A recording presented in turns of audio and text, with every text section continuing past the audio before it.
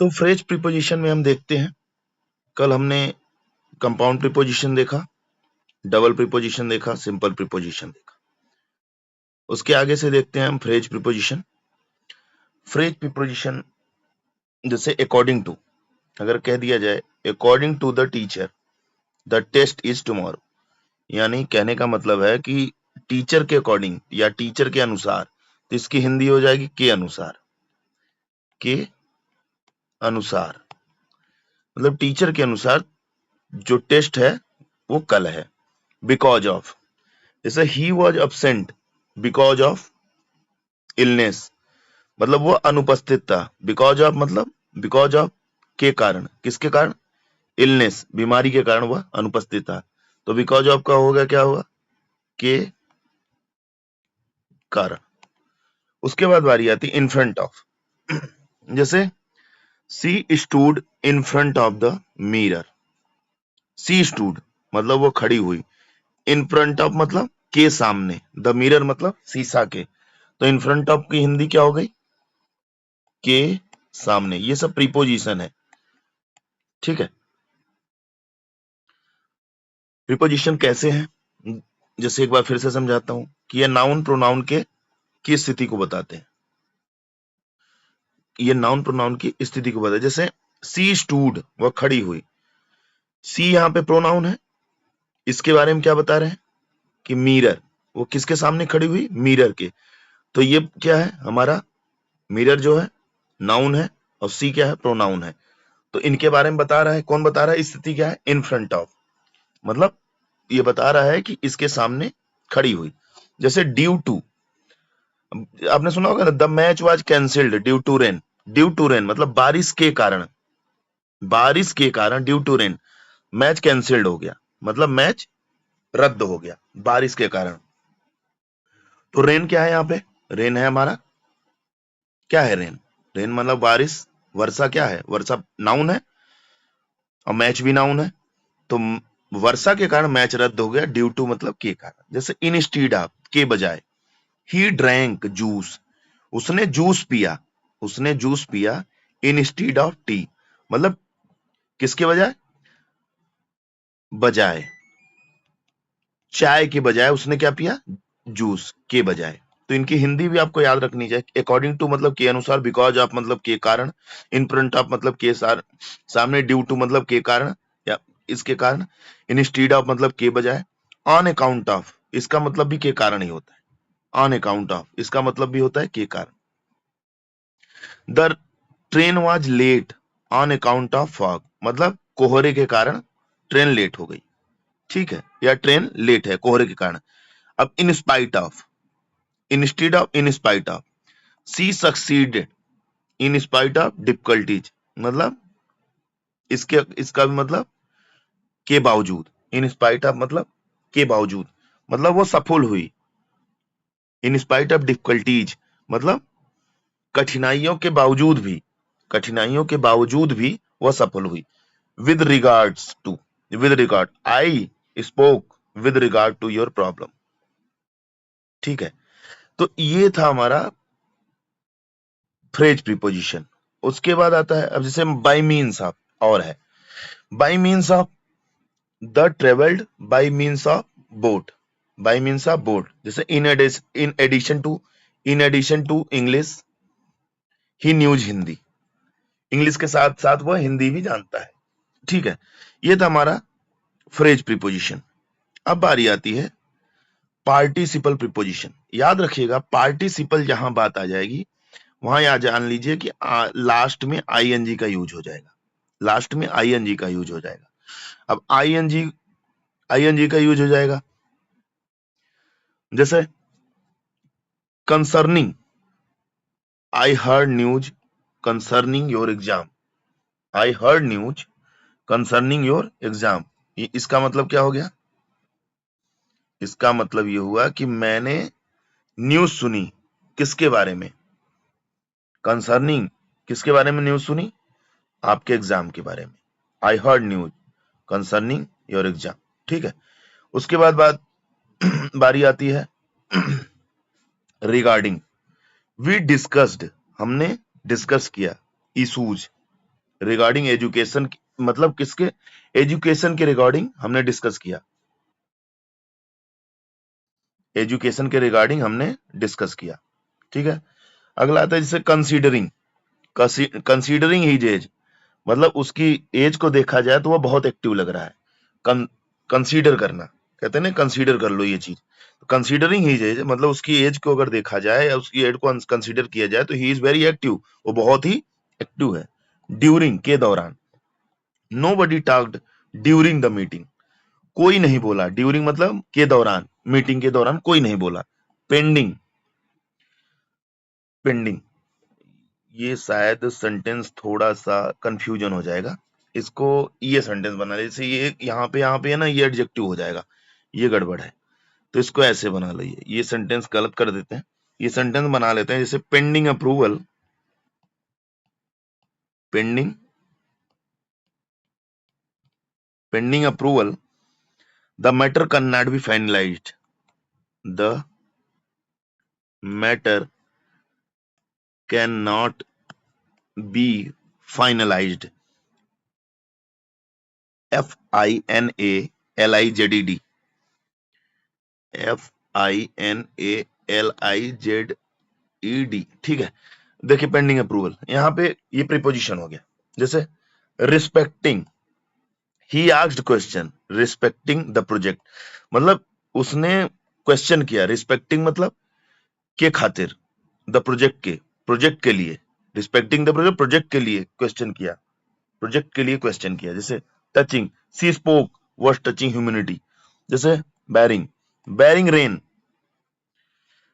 बारिश को अगर छोड़ दिया जाए तो वी विल प्ले टुमारो, आज बारिश को छोड़कर कल हम लोग मैच खेलेंगे। Notwithstanding, notwithstanding मतलब his illness he attend the class, मतलब notwithstanding his illness, बीमारी होने के बावजूद भी वह क्लास अटेंड किया। Excluding, everyone came excluding Ravi, मतलब को छोड़कर, रवि को छोड़कर सभी लोग आए, रवि को छोड़कर सभी लोग आए। तो ये था हमारा प्रीपोजिशन, पार्टिसिपल प्रीपोजिशन।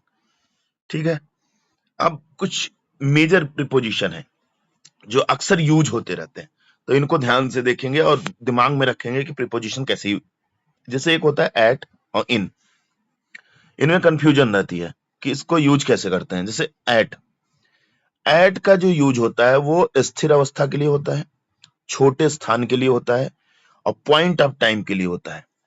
स्थिर अवस्था के लिए मतलब एक जगह रहे अवस्था, स्थिर अवस्था एक जगह, स्मॉल प्लेस मतलब छोटे प्लेस के लिए, पॉइंट ऑफ टाइम मतलब एग्जैक्ट टाइम के लिए, एग्जैक्ट टाइम अगर 6 तो एट 6, एट 6, ठीक है। जैसे और इनका यूज जो होता है वो गतिशील स्थिति हेतु, मतलब कोई चीज चल रही है, या तो बड़े स्थानों के लिए भी होता है, मतलब स्मॉल प्लेस अगर एट है तो इन बड़े place, in period of time मतलब उस समय के दौरान, उस समय के अंदर। जैसे ही लीव्स एट वाराणसी, छोटा स्थान हो गया, वाराणसी छोटा स्थान है, क्योंकि ये बड़ा स्थान, इससे क्या हुआ, उत्तर प्रदेश, मतलब जो बड़ा आएगा, एक सेंटेंस में दो स्थान आते हैं, अगर बड़ा कोई आता है तो उसमें इन लगा दो और छोटा आता है तो एट लगा दो। जैसे ही लीव्स, वह रहता है एट वाराणसी, इन उत्तर प्रदेश के वाराणसी में रहता है। जैसे ए टेम्पल, एक मंदिर, इज सिचुएटेड, मंदिर एक स्थित है, एट प्रयागराज, देखो प्रयागराज छोटा स्थान हो गया, इन यूपी में, ठीक है, इन बड़ा स्थान। जैसे सी इज एट होम, वह कहां पे है, होम घर पे, छोटा स्थान है।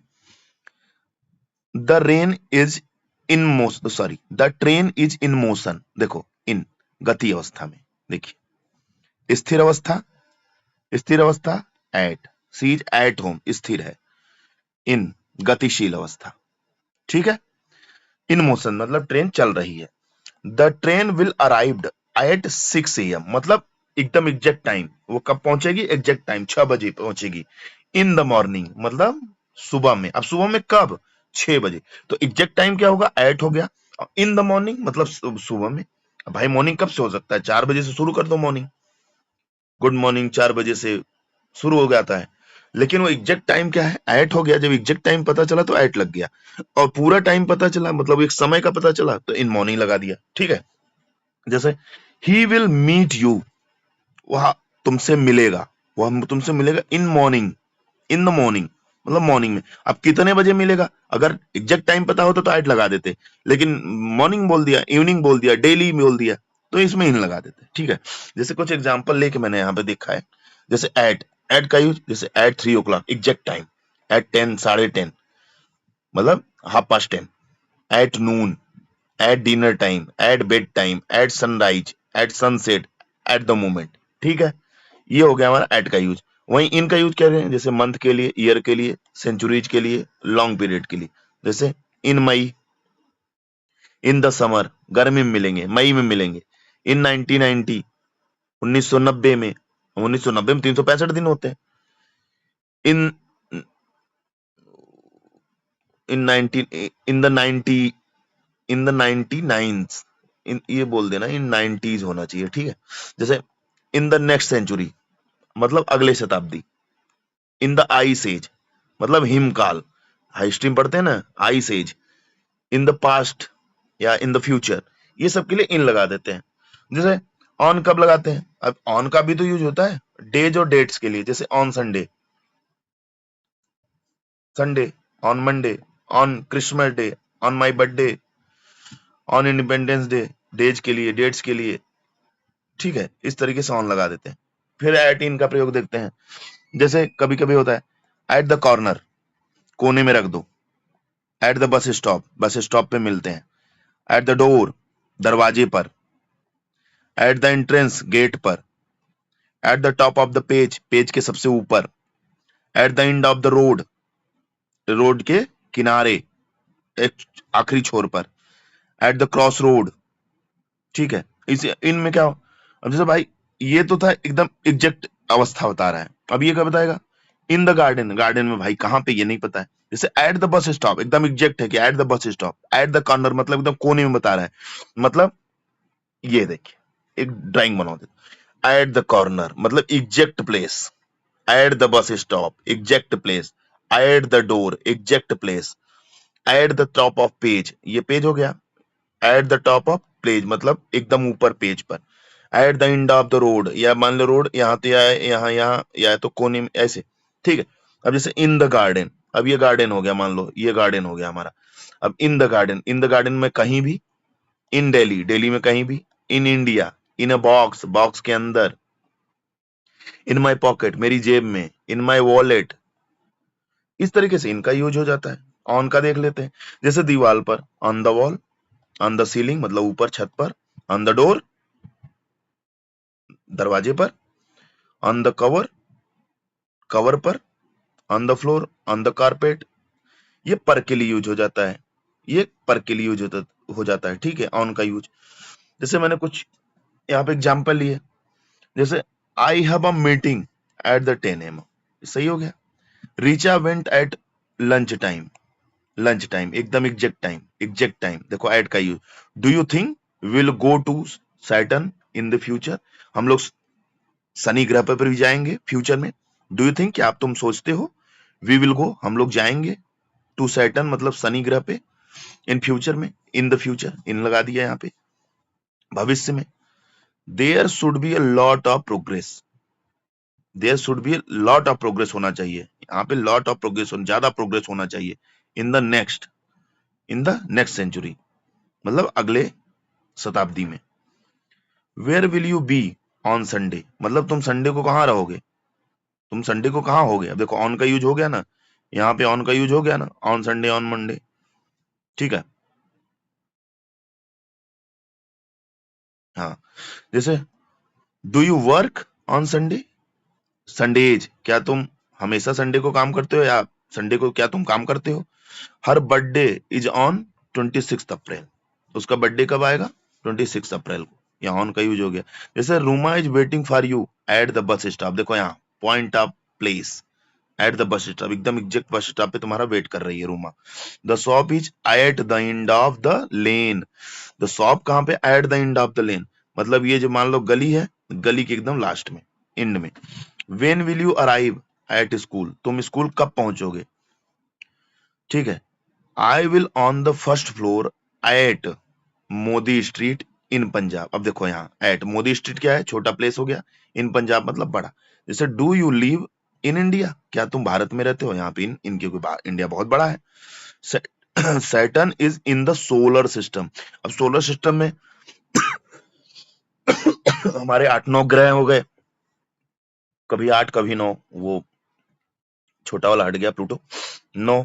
उसके बाद कई क्षुद्र ग्रह होते हैं, एस्ट्रॉयड होते हैं, बहुत सी चीजें होती हैं। तो यहाँ पे इन लगा दिया, Saturn, Saturn is in the solar system, ठीक है।